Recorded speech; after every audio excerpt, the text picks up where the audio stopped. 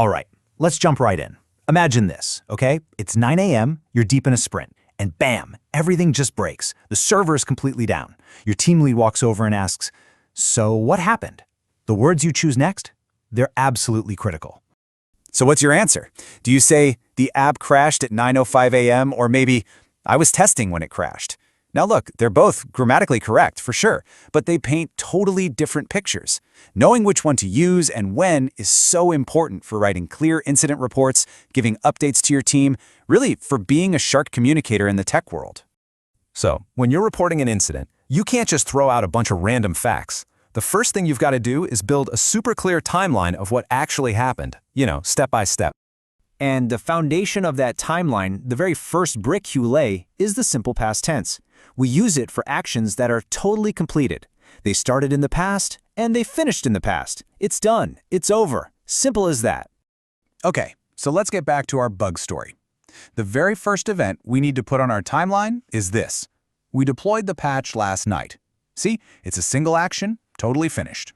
But what happens when your team lead starts asking questions? Well, you're going to use did or didn't. And this is so important, you guys. After you say did or didn't, you always go back to the base form of the verb. So you would never say, did you ran the tests? Nope, it's did you run the tests? This is a super common mistake, but believe me, it's a really easy one to fix once you know the rule.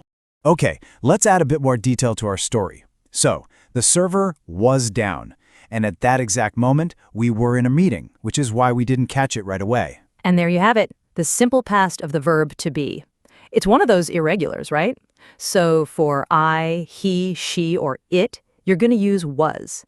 And for you, we, and they, you use were. It's that simple. And while we're on the topic of irregulars, not every past tense verb is nice and easy with an ed at the end. In the world of tech, there's this core group of verbs you're going to use literally every single day. I'm talking about things like run becoming ran, build becomes built, and find becomes found. Nailing these is going to make you sound so much more fluent. And this brings us to the big breakthrough in our whole incident. I was digging around in the logs, just looking for anything, and then finally, I found the issue in the server logs. See that? Found, not finded. That right there is a major event for our timeline. Okay, but here's the thing. A simple timeline of events, it's just not the whole picture. If you want to write a really great report, you need to add context. You have to explain what was going on around all those key moments. And for that, we need a new tool in our toolbox, the past progressive. Just look at the difference here. The error appeared. That's the simple past. Think of it like a single, sharp event. But then you have, I was reading the logs. That's the past progressive. It's like the background scene, It's the context for what was happening. So how do we make it? It's pretty straightforward. You just use was or were plus the verb with an ing at the end. The whole point is to describe an action that was in progress at a certain moment in the past. It's all about setting the scene. Okay, let's put these two ideas together. So at 9:04 a.m., I was testing the API. That's our background action, right? It was ongoing when the build failed. And that is the single event that interrupted everything at 9:05 a.m. And did you see that little word when? That's like the magic glue here. It connects that long background action to the short specific thing that happened right in the middle of it. Honestly, this structure is just perfect for telling stories in tech. And when isn't the only tool we have. We can show a really clear sequence of events with other time words too. For instance, you could say, after we finished testing, we deployed. That shows a clear order. Or, if you need to show urgency, you could say, as soon as I found the bug, I reported it. Using these clauses makes your timeline absolutely crystal clear. No confusion. All right, so you've got the timeline down, and you know how to add context. That's awesome. Now let's talk about polishing your professional voice. We're going to get into the little details of pronunciation and spelling that, trust me, make a huge difference. So let's talk about that little ed ending on past tense verbs. Did you know it actually has 3 different sounds? It's true. If a verb ends in a T or a D sound, the ending is id. Listen, tested, updated. But for voiceless sounds like P or K, it's a sharp T sound, stopped, fixed. And for all the other voiced sounds, it's a D sound, saved, deployed. Getting this right is a game changer for sounding more natural. And you know what? This same attention to detail is just as important in your writing. I mean, clean code, clean commit messages, clean documentation. It all adds up to show how professional you are. So just remember these quick spelling rules. You drop the final E for words like update. You double the consonant for words like stop.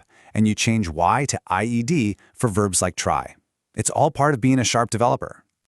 You know, when you think about it, every single bug, every incident, it's really a chance to learn something. It makes you stop and think about how you used to do things and then figure out how you can do them better from now on.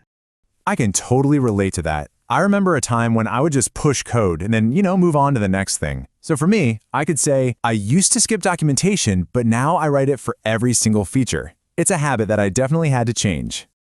And that little phrase host A just used, used to, is the perfect tool for this. We use it to talk about a past habit or a situation that just isn't true anymore. Now, pay attention to the form for negatives and questions. You actually go back to the base form, used to, not used to.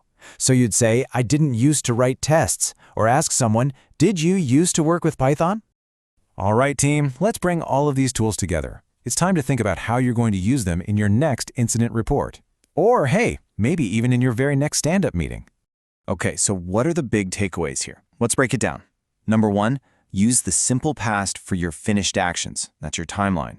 Number 2, use the past progressive for those background actions that give all the context. And number 3, use time clauses with words like when, after, and as soon as to make the order of events perfectly clear. All right, your turn. Let's get you practicing.